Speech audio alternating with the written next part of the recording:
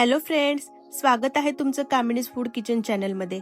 आज आपण बनवणार आहोत कुरकुरीत असे गोल्डन पोटॅटो बाईट्स, जे बाहेरून क्रिस्पी आणि आतून मऊ।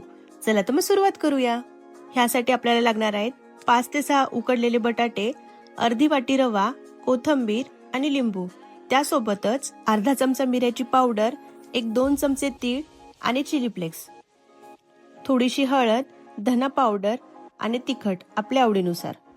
सगळ्यात आधी उकडून घेतलेले बटाटे आपण स्मॅश करून घेऊया।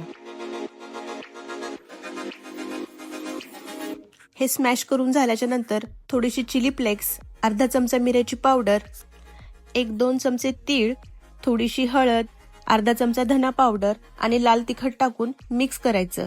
सोबतच चवीपुरतं मीठ आणि बारीक चिरलेली कोथिंबीर टाकून हाताने हे सगळं व्यवस्थित एकजीव करून घ्यायचं। तुमच्या आवडीप्रमाणे ह्यात तुम्ही बारीक चिरलेला पालक किंवा पत्तागोबी पण ऍड करू शकता। सगळं व्यवस्थित एकजीव करून झाल्याच्या नंतर थोडा थोडा रवा टाकून हे व्यवस्थित मळून घ्यायचं। हे मळत असताना ह्यात अर्धा चमचा तेल आणि थोडा लिंबाचा रस पिळून घ्यायचा। हे सगळं मिश्रण एकजीव झाल्याच्या नंतर त्याचा गोळा बनवून 10 मिनिटं भिजवत ठेवायचा। 10 मिनिट झाल्याच्या नंतर तयार मिश्रणाचा व्यवस्थित गोळा करायचा, पोळपाटावर ठेवून त्याला लांब आकार देऊन घ्यायचा। अशा प्रकारे आणि चाकूच्या मदतीने त्याचे एकसारखे काप करून घ्यायचे। काप करून झाल्याच्या नंतर काट्या चमच्याच्या मदतीने त्याला असं प्रेस करून घ्यायचं।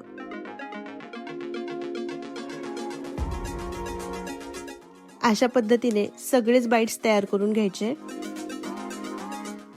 एका कढईमध्ये तेल टाकून घ्यायचं।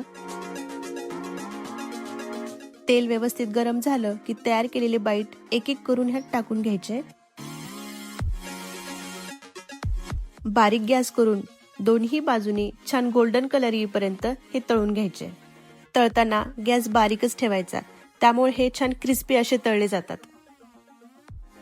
पहा किती छान गोल्डन कलर आलाय आपल्या बाईट्सला, अगदी नावाप्रमाणे।